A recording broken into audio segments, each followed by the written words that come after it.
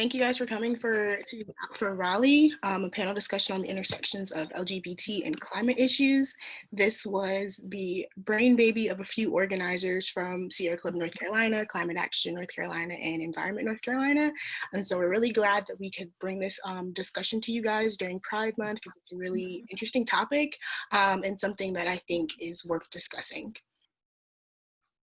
So just to set up a little bit of logistics of what's going to happen today, we're going to start with a photo op. It's not in here because this is the wrong slide. And that's just going to be a chance for you guys to turn your cameras on, take a picture, because I always wanted to take a picture of some of the presentations that I give and I always forget. So I'm putting it right at the beginning.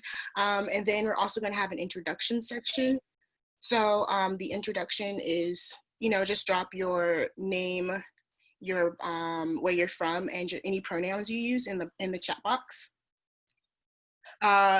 After that, we're going to go into meet the panelist. We're going to just talk some of the three great panelists that we have today. And then after that, we're going to discuss what LGBT issues are briefly, what are climate issues, and then a little bit of the intersections of LGBT and climate issues. And then we're going to start our panel discussion. So as we're going through some of the topics quickly, you can start to formulate sort of your concepts of understanding and questions you may have for our awesome panelists. And then lastly, we're going to tell you how you can stay connected with Out for the Earth, because this is just the first of many great events to come for the year, even with COVID. So it's going to be really exciting.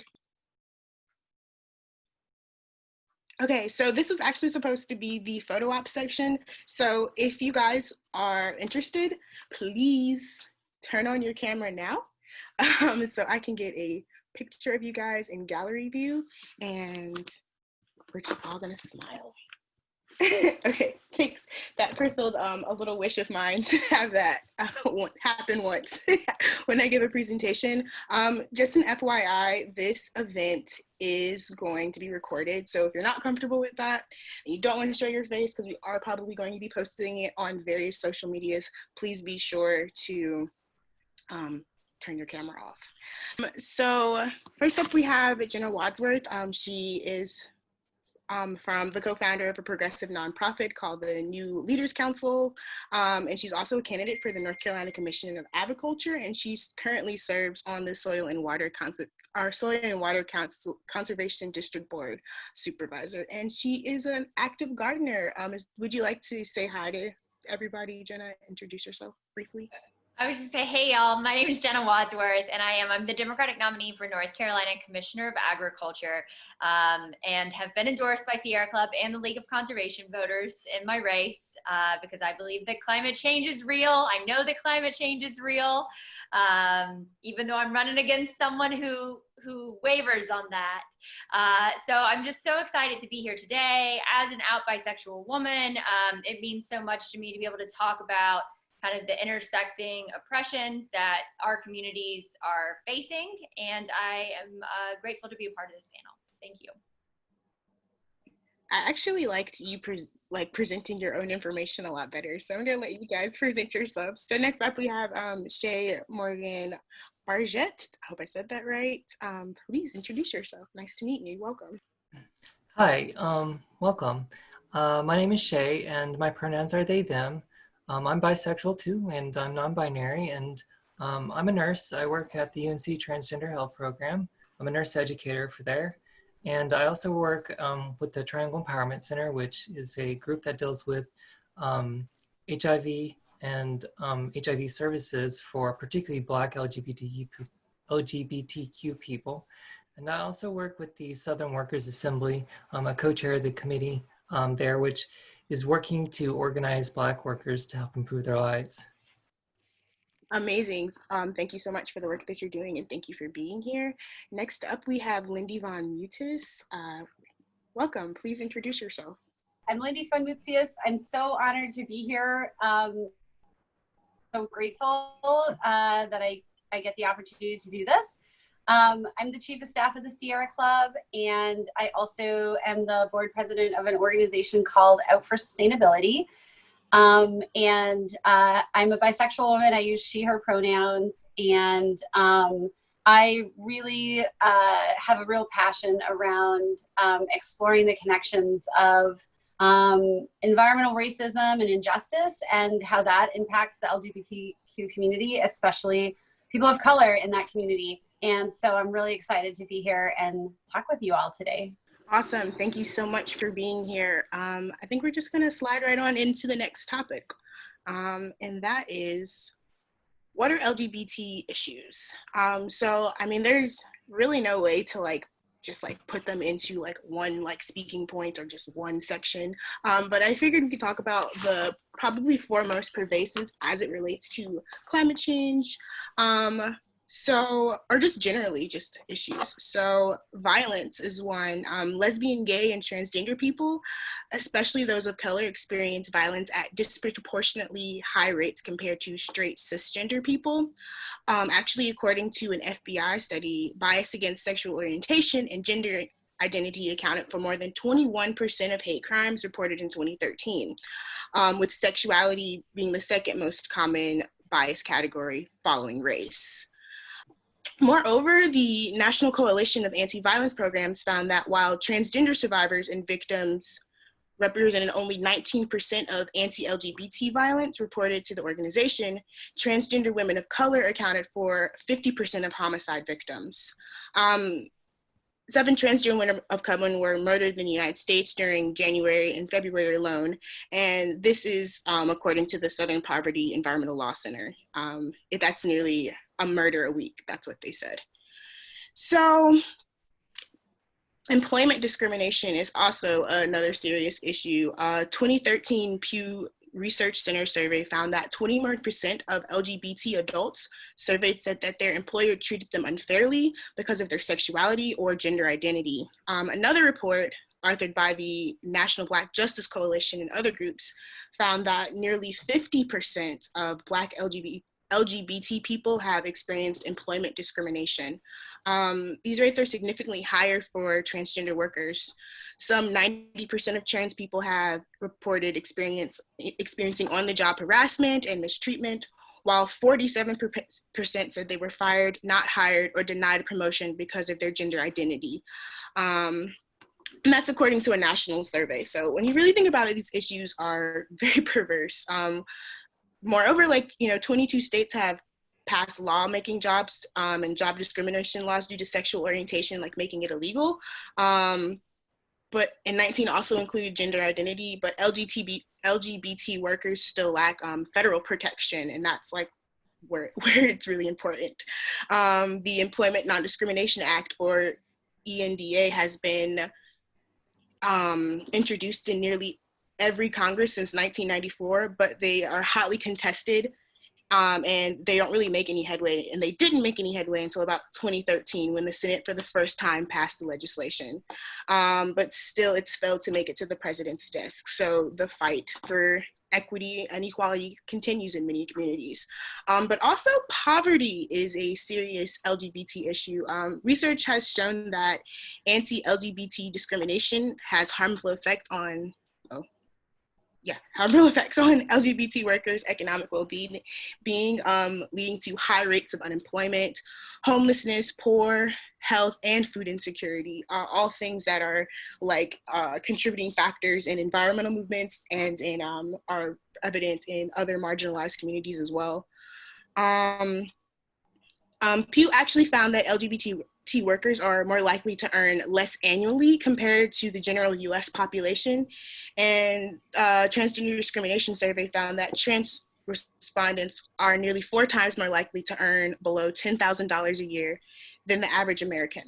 A 2009 Millennium Institute report also found that same-sex couples are 2 times more likely to live in poverty than different sex couples, while single LGBT adults are 1.2 times more likely to be poor than their straight counterparts. So these are just some facts that I'm just bringing to the table. I hope you guys are kind of formulating your thinking on. stuff as we like are moving forward. But lastly, the last issue that we're really going to highlight and elevate in this discussion is healthcare. Social and systemic discrimination, as well as inadequate healthcare access, contributes to health disparities for the LGBT community. According to the Fenway Institute, LGBT people are more likely than straight people to report unmet health needs and have difficulty accessing care and obtaining insurance, which leads to higher rate of disease, chronic illness, drug use, mental illness, and obesity among the population. These disparities are exacerbated for the transgender community. The Transgender Law Center found that in the private market, the pervasiveness of gender identity discrimination in insurance, denial of insurance coverage, and transgender-related healthcare cost exclusions keep transgender and non-gender conforming people from accessing medically necessary care such as mental health services, surgery, and hormone therapy. So that is a little bit of the LGBT issues, just a general scope of some of the things that people who are advocates for LGBT rights and LGBT issues are constantly talking about. We're going to get a chance to talk to our speakers more about these things and what they know about in a few minutes, and I'm so excited because it's gonna be great. So what are climate issues? So there's a whole lot of climate issues, but I figured again, like we should focus on the top 4 most pervasive as it relates to the topics we're talking about. So food are, although agriculture practices may be adaptable, changes like increased weather temperatures, water stress, disease, and weather extremes create challenges for the farmers. Our food supply depends heavily on climate and weather conditions. Although agricultural practices may be adaptable, changes like increased temperatures can, really stress things out for the people who are growing our food. Extreme weather is also another thing. Climate change is making extreme weather more severe and in some cases more common. For example, warmer air and oceans are producing more extreme hurricanes with record-breaking amounts of wind and rain. So megastorms like Hurricane Harvey have gone from occurring once every 100 years to about every 16. And in drier areas, global warming is linked with longer, more extreme and more frequent droughts and a longer fire season. In the American West, fire season may last all year. In the future, the fires themselves will be longer, more destructive and more common and more costly. Human health. Human health is very vulnerable to climate change. The changing environment is expected to cause more heat stress, an increase in waterborne diseases, poor air quality, and diseases that are transmitted through insects and rodents. Extreme weather events can compound many of the already present health threats that are already in many communities. Threat multiplication, and this is probably like the biggest one for climate change because it's such an intersectional issue. The direct impacts of climate change are devastating by themselves, but also worsen with existing inequalities and conflicts. For an example, hotter temperatures and droughts will make corn, wheat, and other staple crops supplies less stable, leading to price spikes and food shortages. The roughly 800 million people currently living in extreme poverty will be affected the most and the earliest. As entire regions become less livable, people will leave. By the end of the century, sea level rise alone could displace more than 100 million people. These migrations are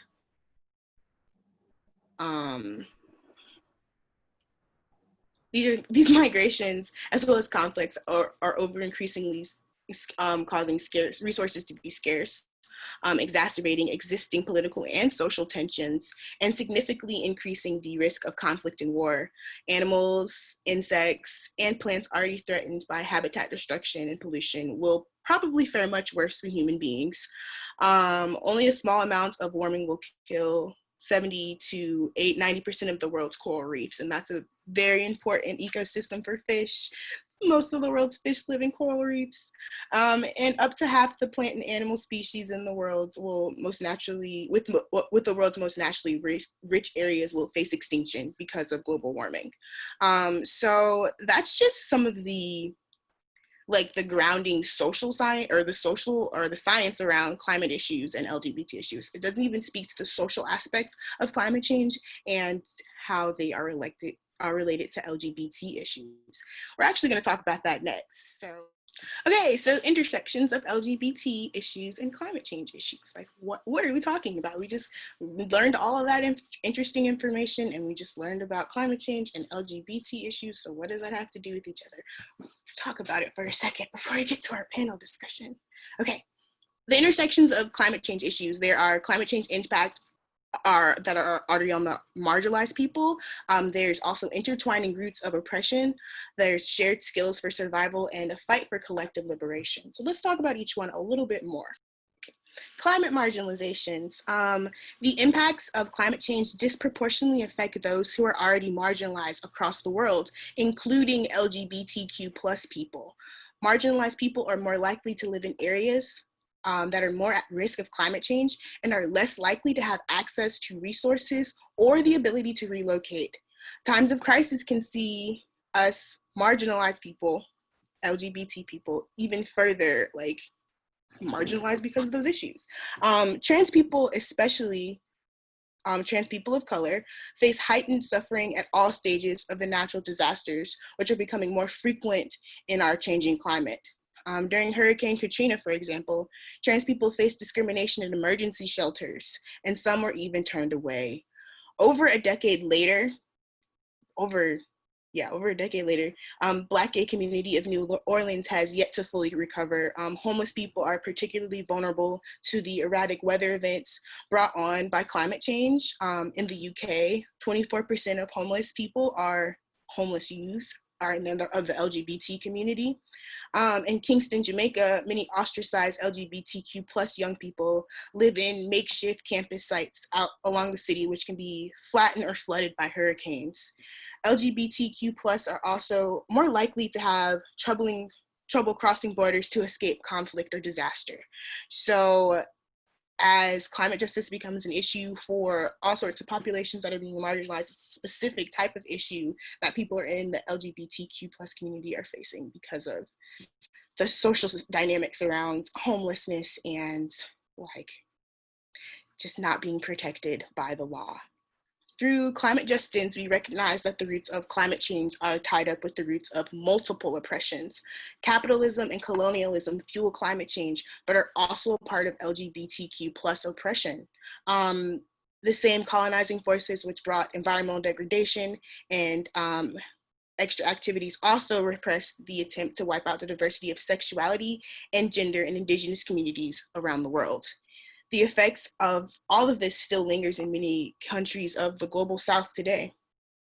Anti-capitalism has long been important to many in the fight for queer liberation. We recognize that capitalism rewards conformity and punishes diversity. It threatens diversity of gender and sexuality in the same way it threatens biodiversity in the quest for profit. Fighting capitalism and colonialism, both present day and the legacy, is the key to fighting climate change, but it's also key to LGBTQ plus liberation. The fights are inherently linked. When it comes to the fight against climate change, the LGBTQ plus community has so much to offer. They have a history of fighting for survival, and they are trained for the fight. They know how to build resilient communities and care for one another, and they also know what solidarity looks like. People in the LGBT plus community have long recognized that struggles between different groups are connected and created solidarity between them. You may have heard of the lesbian and gay support for minors for the Pride film, or even the modern day group that inspired lesbian and gay supports for the migrants. LGBTQ liberation is a part of climate justice. Building solidarity with the LGBTQ plus movement and the movement has never been more important than it probably is right now. Climate change intersects all of the struggles that we've talked about, and the more we recognize how social issues are interlinked, the better we can work together. The stronger our movements will become. So yes, it's really about, at the end of the day, creating visibility in all spaces, and that's also green spaces, that's in green movements, that's in environmental spaces as well, and how it intersects with health and just building a better future for all, whether it's clean air or equality and equity for all people. So that is a little bit about, that is all I have to say. So the next slide, we are going to get to hear a little bit more from our panelists. Hi, y'all. My name is Blake Fleming. I use he, him pronouns. I am an organizer for the North Carolina Sierra Club. Thank you all the speakers for joining, and thank you, Mary, for the wonderful presentation.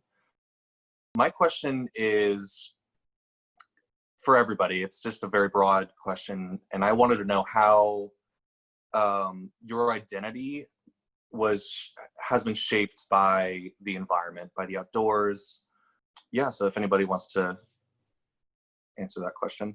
Okay, I can go first, I guess.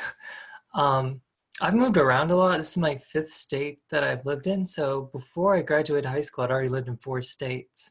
And that's because, like, you know, we just kind of lived in bad neighborhoods, and we're trying to escape to my family was trying to escape to different states to find a better place to live.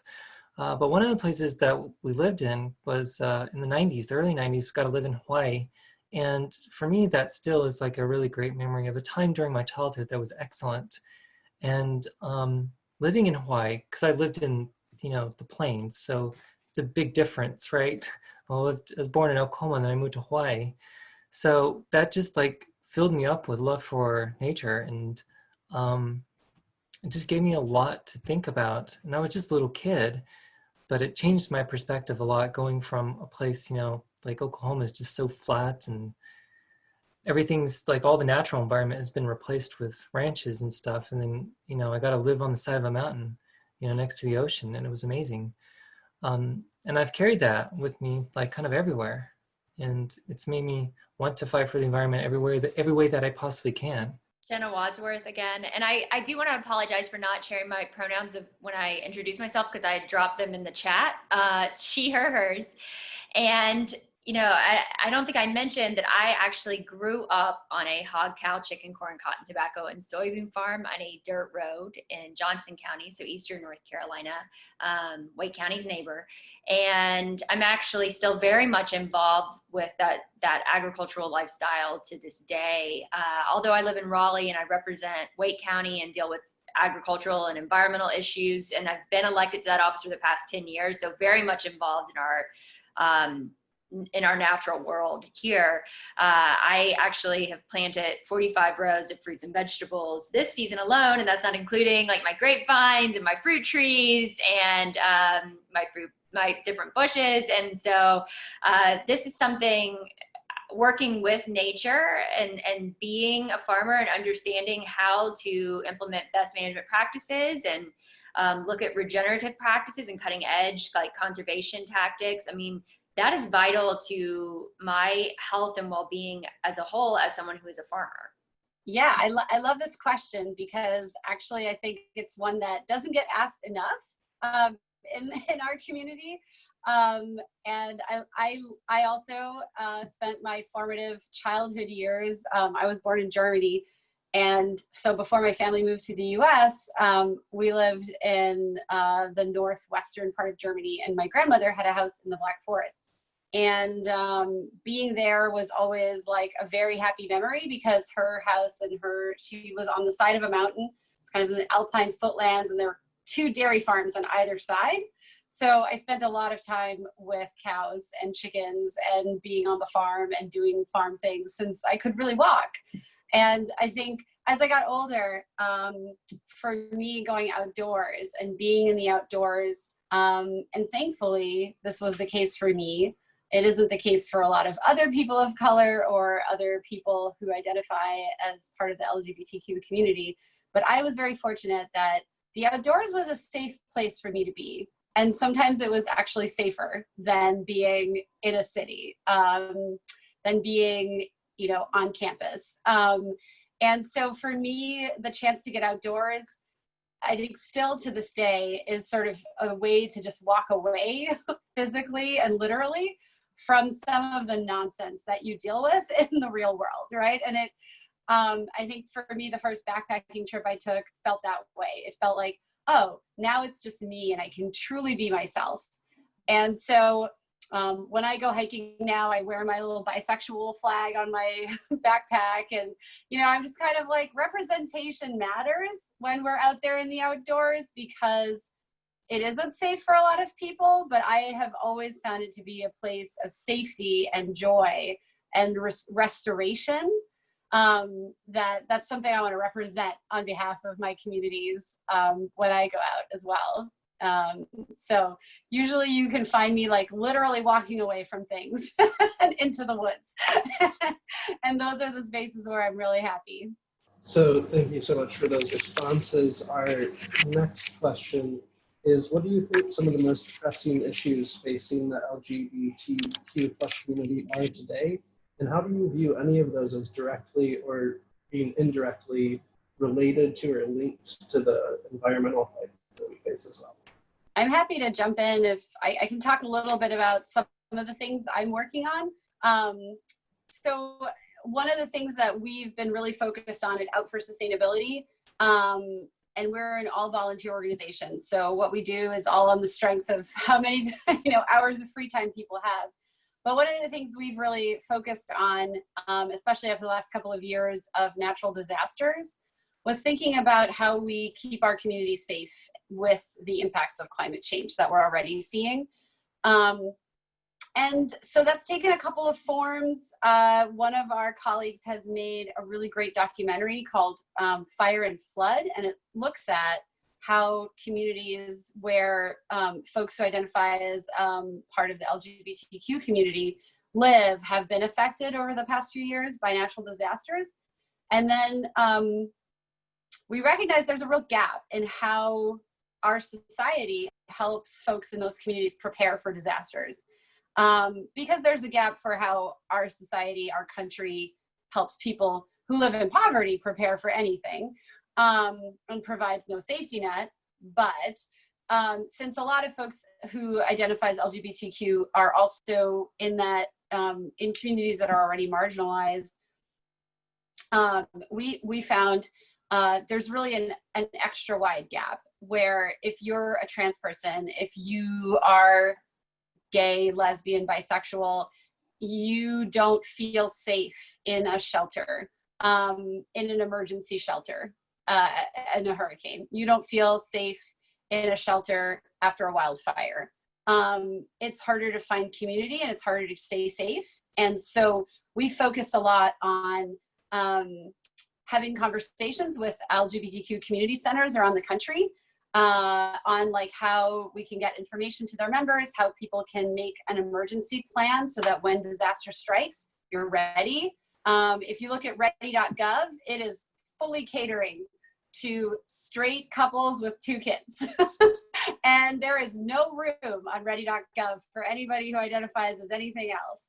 So we printed our own guide and we call it Q Ready. And it's for people who identify as queer or otherwise, just to think about some of the extra things you might want to think about putting in your disaster kit. How do you want to communicate with your community? What's your plan? What's your backup plan? Sounds really nerdy, but becomes important in a moment where you're faced with a natural disaster. So we've been looking at that, and we've also been exploring how we can work with, now that we're coming up to arguably one of the most important elections of my lifetime for sure, how we as a C3 can be working to help get out the vote. So that's been our focus of the sort of intersectionality of where all of our issues, where the rubber hits the road. You got to vote. We've got to change who's representing us. So Jenna, again, I have a few thoughts about this. I think, it's no question that one of the big issues that is faced by the LGBTQ plus community is homelessness. And I was actually looking at a GLAAD article and some research before I jumped on today. And, there's some stats that say that LGBTQ folks are 120% more likely to experience homelessness.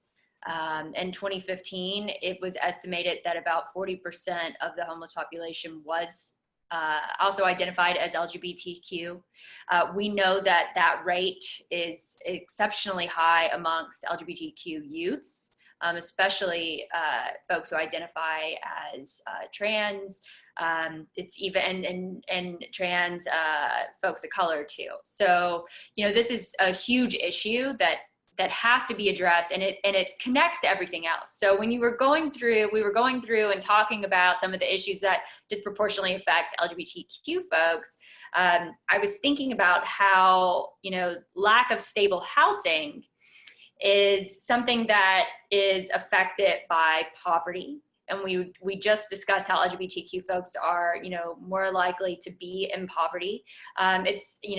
Stable housing is affected by wage discrimination, and we've seen the problems in the workplace and the lack of protections for LGBTQ folks, and employment security, as well as sexual violence. Sexual violence definitely affects your ability to have access to stable housing.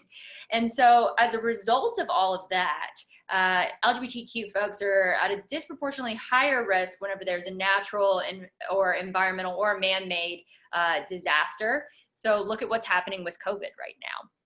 And so a lot of the folks in our community may also hold frontline jobs or low paying, low wage, minimum wage jobs. And as a result of that, their employment has been it hasn't been stable over the last couple months, and they're also now being put at an even higher risk, a disproportionately higher risk for COVID contraction. And as we just discussed, this idea that lack of access to certain healthcare amenities or health insurance is even worse for folks in our community. These are all things that are all connected, right? And as someone who is in agriculture and looks at it from that way, just in agriculture in general in North Carolina, 1 in 5 children are food insecure in this state. And so think about how many children are LGBTQ and homeless. Obviously, they're going to be suffering from food insecurity and malnutrition at an even higher rate. They probably are likely to live in food deserts where they have a lack of access to healthy, nutritious, locally grown food. And then, on top of that, when we think about rural health has its own set of issues in and of itself. If you live out in a rural community in North Carolina, it can take up to like an hour to access a hospital, depending upon where you are. And then we're also seeing all these regional hospital closures.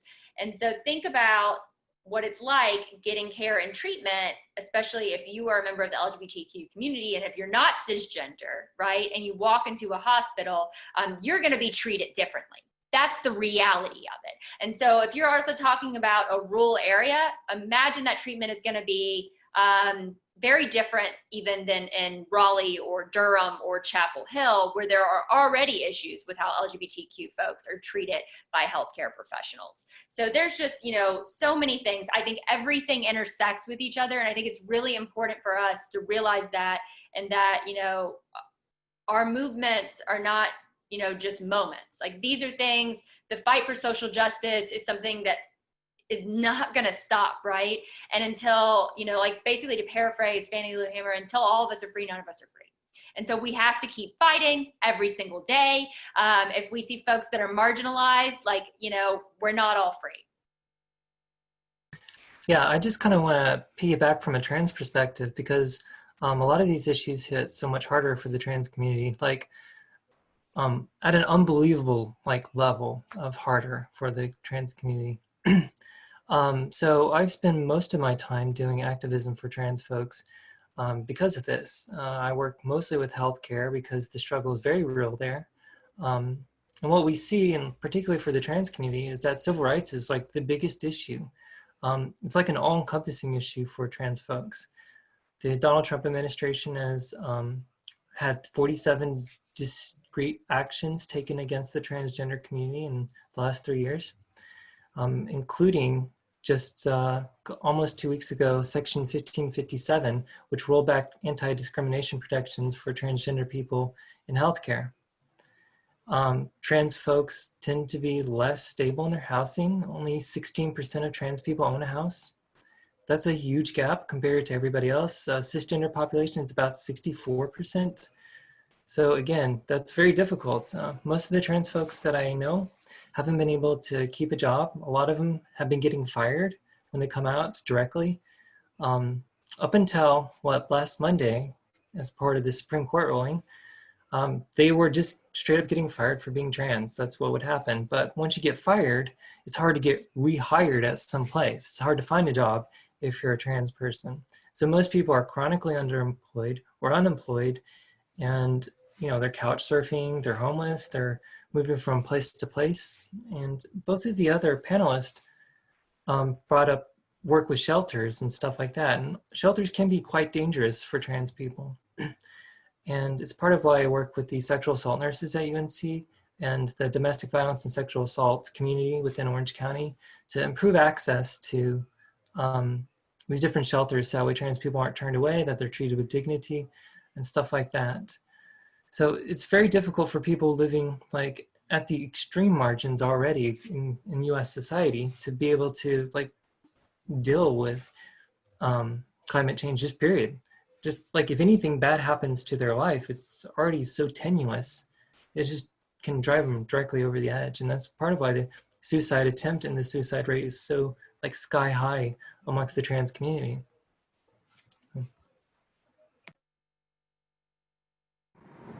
Hi y'all, Jean-Luc here. So my question is, what can the movement for LGBTQ plus liberation teach the climate justice movement?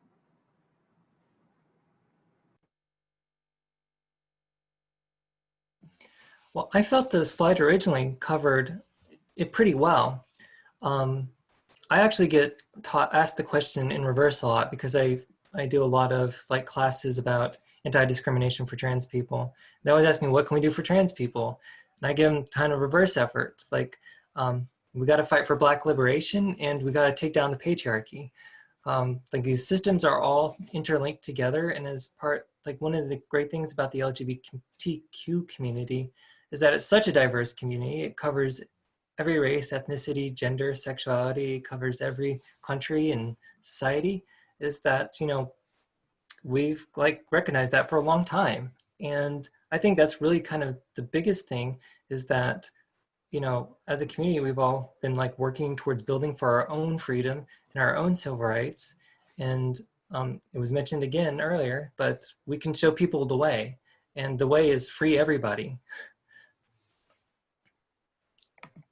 It's Jenna, I would also add that, in general, we would have so much more power, right? Like if, you hear this all the time, if we organized and we got out and we voted and we used the strength of our vote, but, I think that is also assuming that everybody has equal access to the ballot box, which we know is not the case, right? There have been racist structures that have systemically been set up to deny access to or disenfranchise certain folks from their right to the ballot box. I mean, look at what's happened. We've, used COVID as a guise to move primaries or not make it safe for folks, or like to limit the number of precincts that are open for polling places. I mean, we saw that this week, and so I think in particular, and this is something that I'm talking about at an event on Monday night, folks in the trans community,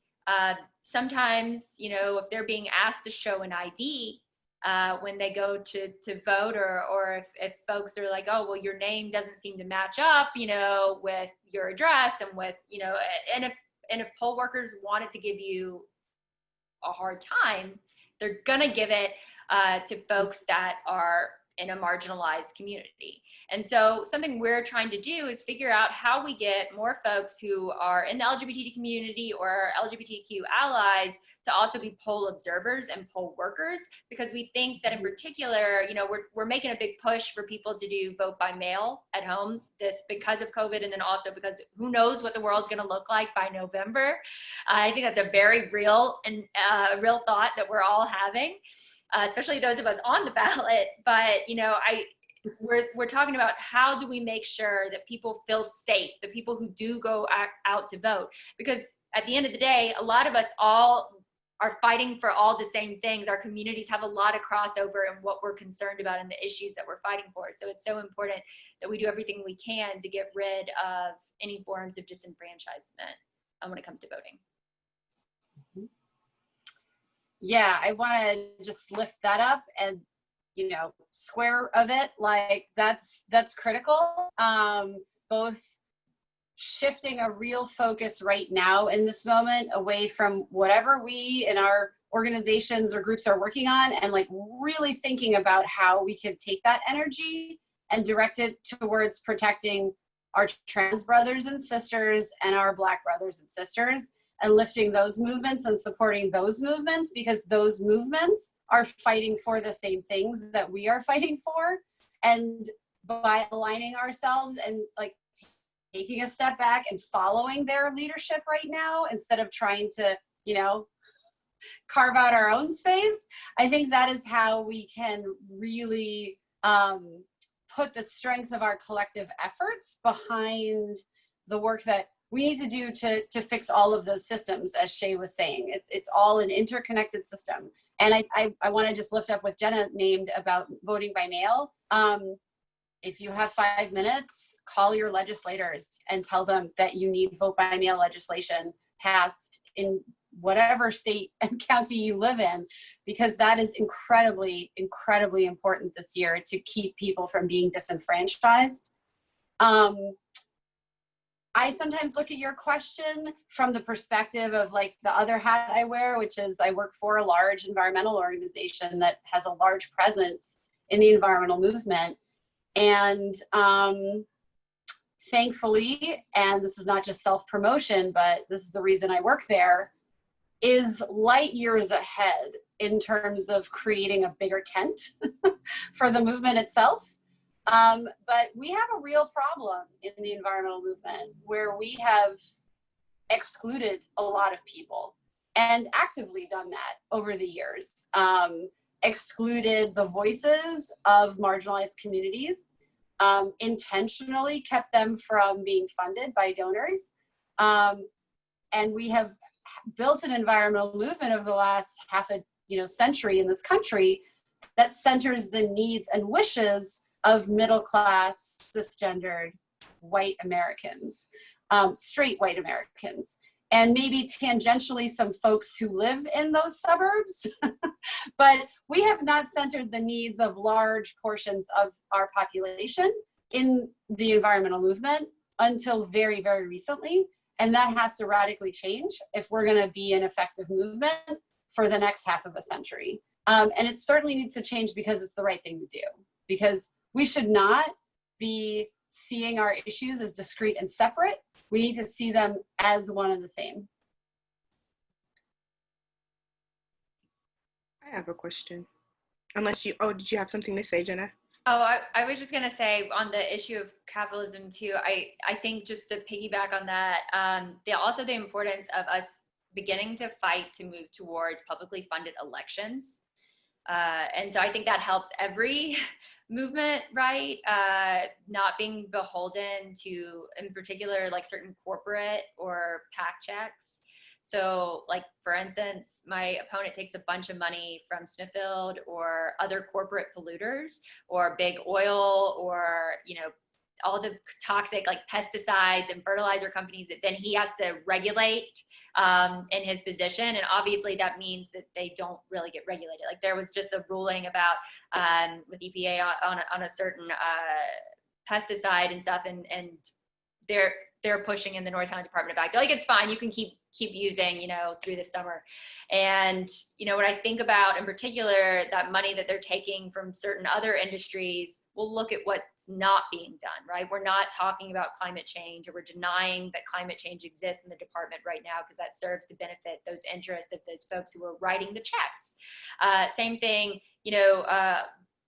our Black and brown brothers and sisters are more likely to live 1.5 to 2 times more likely to live next to one of these controlled animal feeding operations. And as a result of that, they suffer from, air pollution, more likely to see their children develop asthma because children breathe, 30 to 50% more air.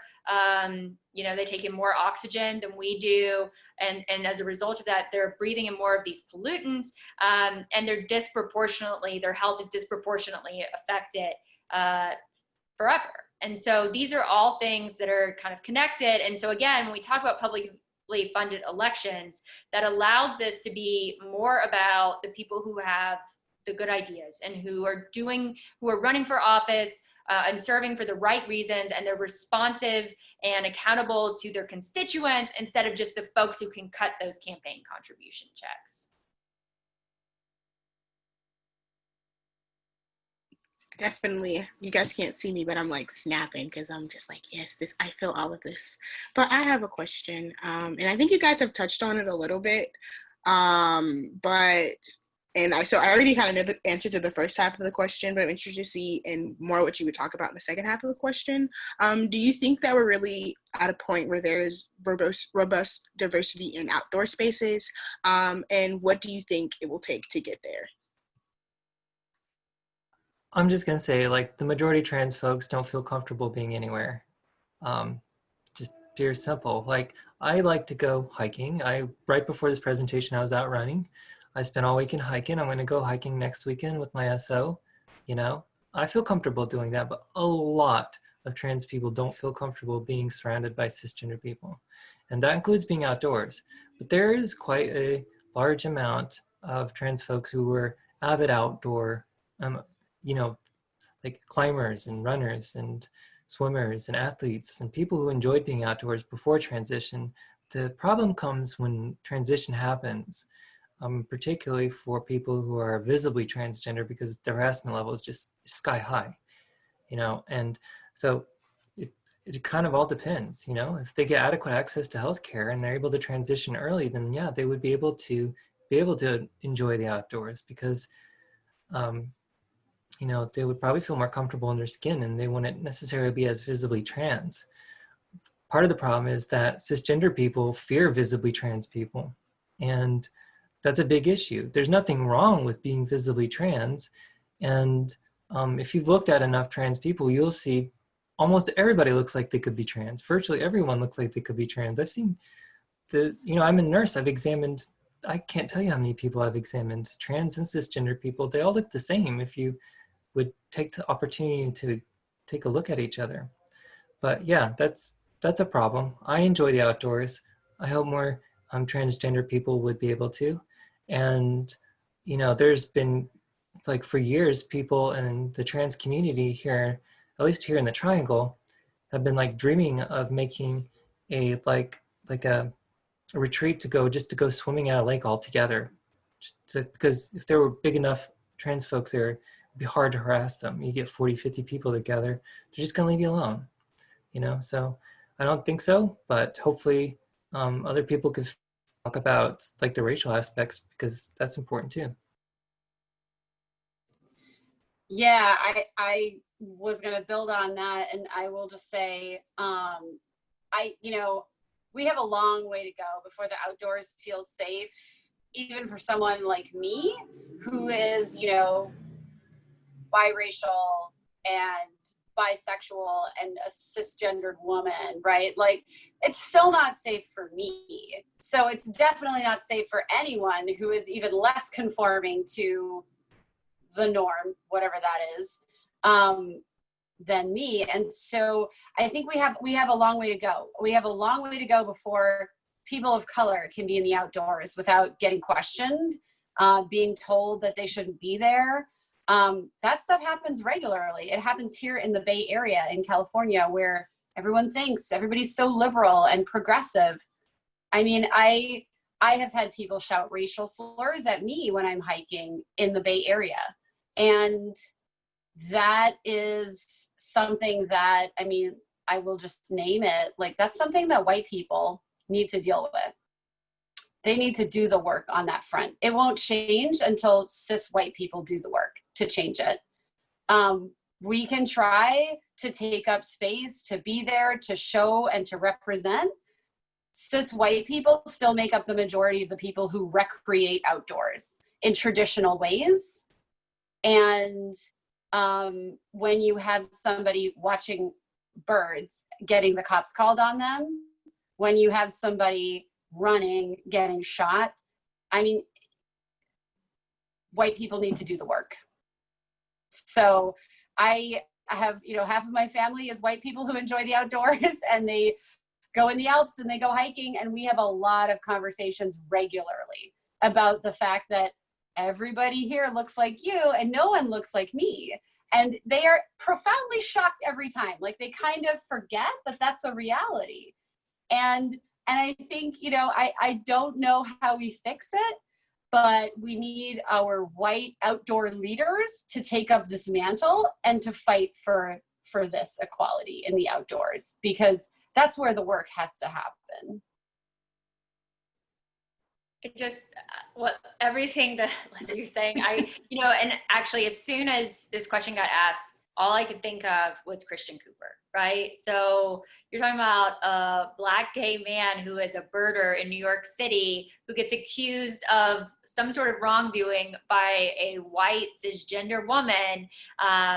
You know, there's so much wrong with that. And again, I mean, you're talking about that intersecting oppression there, right? Like a person of color, a person of the LGBTQ community. Why people, you know, this woman who called the cops, her natural assumption was just, she started from a place of, well, why are you even here? Like, you don't belong here. Also, you're dangerous. I mean, there were so many assumptions made within such a short moment of time that clearly says that there is, you know, there's systemic racism, institutionalized racism that has to be, you know, broken down. I am hopeful that this is work that we can do in our schools too, with our children. I think that's the, you know, as long as COVID persists, it's very hard for children to be exposed, maybe sometimes some children in particular, to be exposed to diversity. I want to believe that, you know, that hate is not, you're not born hating other people. That is taught and socialized into folks.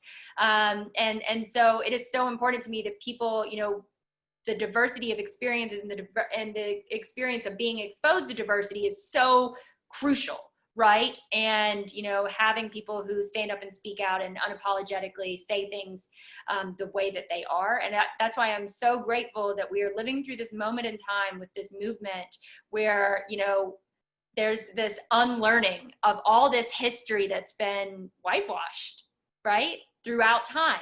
And there are so many names and figures throughout history that we never learned about in school. And so it's so crucial that we realize that the history that we're taught, the way that we look at the world is predominantly the way that white people look at the world. It's white people's history. It's white people's experience, right? That is the baseline, and that is not okay, and that is not acceptable. And until even organizations like, you know, the ones that we're a part of make sure that they have diversity and actual representation on their boards, and the people who are making the decisions or figuring out what outings we're going to do, and making sure that they're inclusive and they think about every single person and their ability to participate, things are not going to change, right? And when you think about recreation too, or like especially folks that go hiking or go on trips or vacations to go climb a mountain or view a glacier, and you're talking about people who have access to money and resources, which are white folk, you know, white cisgender folks. And so we have to think about maybe how do we change our school systems, or how do we change the money that we spend in, you know, county dollars or tax dollars to create inclusive spaces within our community, parks that, you know, actually create open and inviting spaces. I'm someone who firmly believes that our budgets should represent our priorities and our values. And so I believe in leading from that space. It's just like, and I don't care if people think this is controversial right now, because it needs to be said, but instead of spending so much money on policing and just putting Band-Aids over something that's broken, let's figure out how we reinvest in our community and in our values. So it's my soapbox, y'all. Yeah, if I can make a recommendation about this that I thought was really good. There was the movie Get Out, and it examined like white supremacist control of nature as a tool to use against Black people, right? There was a book written by AFCO called Racism as Zoological Witchcraft, and it was a media analysis of that particular book. And I thought it was an excellent book. AFCO has written several books about veganism and how it informs anti-racism. And if you're interested in that viewpoint, you should look up her books. But that particular book I felt was a good explanation of how white supremacy has tried to use nature as a tool against Black people. Yeah, and you know that's something that's not just an American thing to do, right? If you look at Europe and the history of colonialism and the way that when Europeans colonized, they changed natural landscapes and then excluded people who lived in those places before they got there from the use of the land that was happening for millennia before they got there. I mean, it's like almost every, you can look at the way Great Britain colonized, the way that Germany colonized, the way that Germany changed forestry in India. I mean, it's mind-boggling how many hundreds of years of sort of that colonial white supremacy mindset creeps into managing nature and protecting nature for white people. And so I think like until you are able to recognize that and recognize as a white person the privilege you have because nature has always been protected for you, it's never going to feel safe for anybody else, completely safe. And I think that is the same with, cisgendered versus other forms of gender and the way that gender shows up. And I just, one more thing on that point too. I mean, just like you were talking about, how everywhere else has been colonized, but the United States too, right? Like look at our indigenous community. The way that nature is being used, white folk did that, right? Yeah, I'm going to jump in with a question, but thank you all so much. This has been such a rich conversation. And it might have already kind of been addressed, but I just want to reinforce how the climate movement can center the needs, voices, and wisdom of the LGBTQ plus community now and also in the future. I want to talk a little bit about that. I want to take it from two thoughts that popped into my head as you asked that question. First is, what's the climate movement, right? I think we have maybe 2 or 3 climate movements happening right now in the United States. We've got Big Enviro, we've got grassroots, we've got the scientific community forming a movement. And I think all 3 of those have problems in how they center folks who identify as LGBTQ and other identities in their work and in their movement building. So I challenged us to think about kind of the nuances of what the climate movement is and how it shows up in these ways that can be oppressive to people.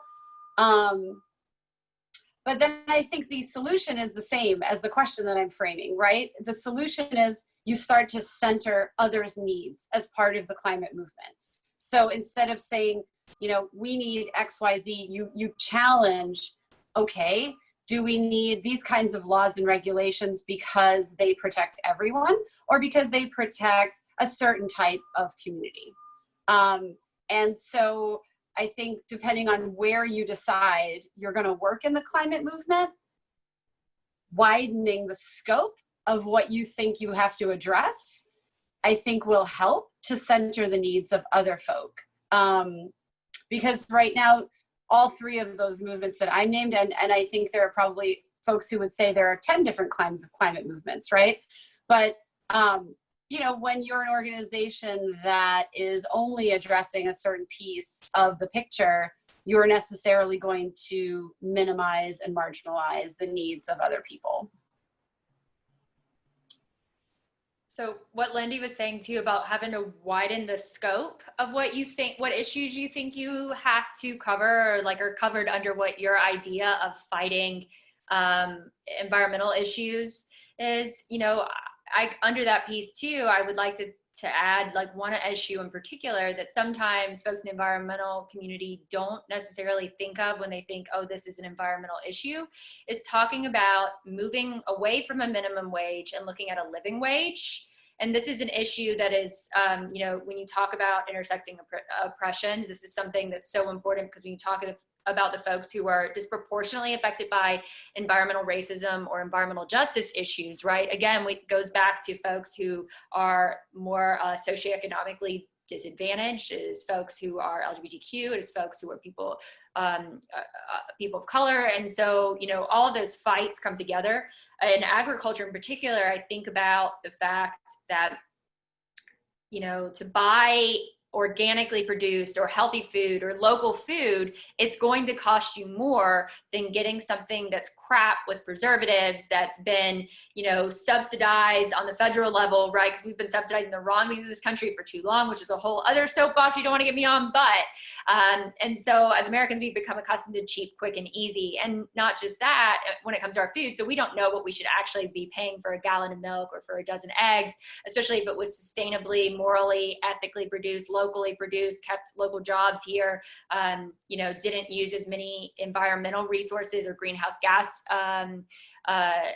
emissions as a result of not having to transport the food as far or package it.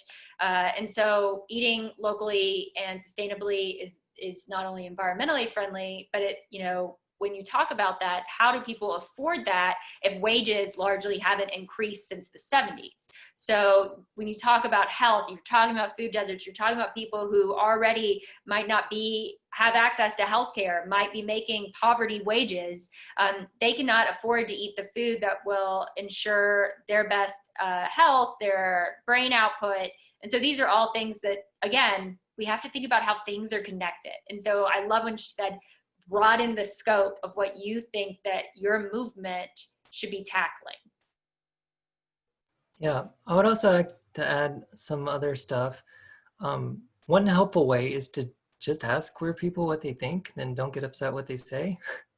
Another thing is I'm a white person, right? But I work with majority Black organizations because I want to improve their health, right? Because I look at it from a public health perspective.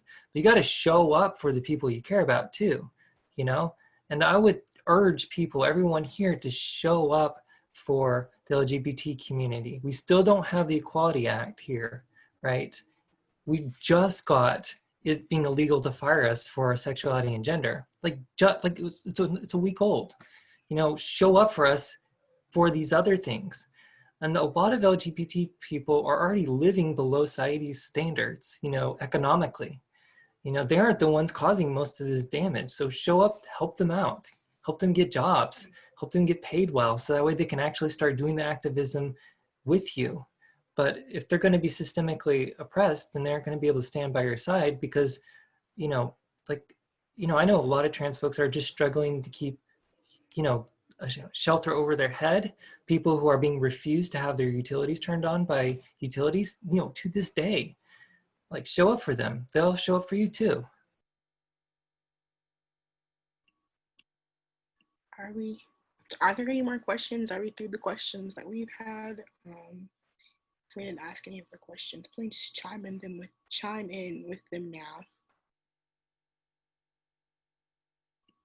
Okay.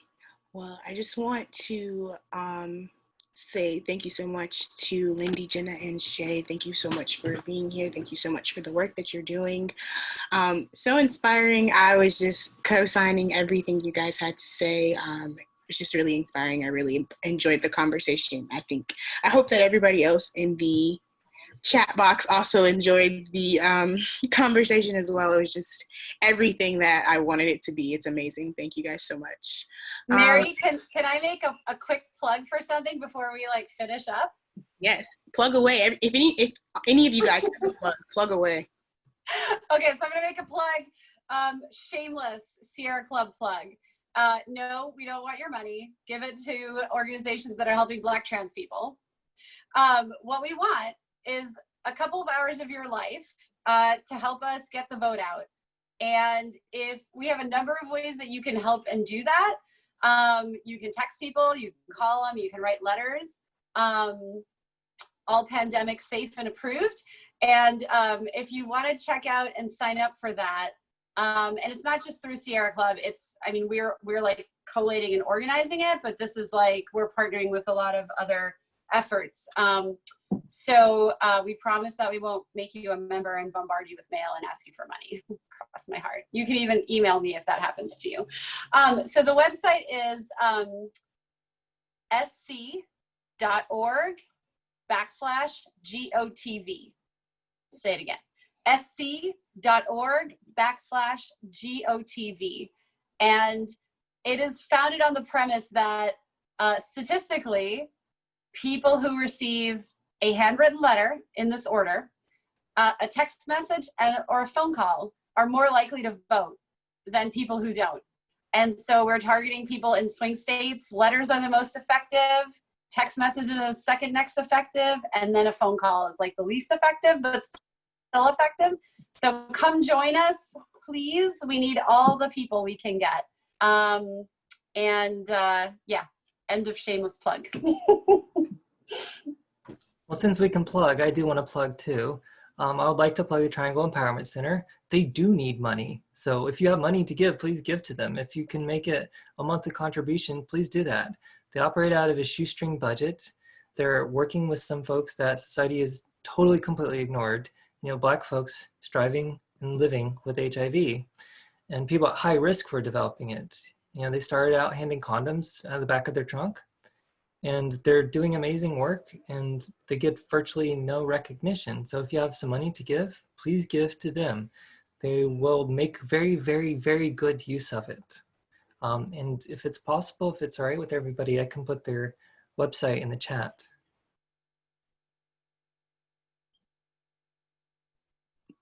Jenna, anything you'd like to plug?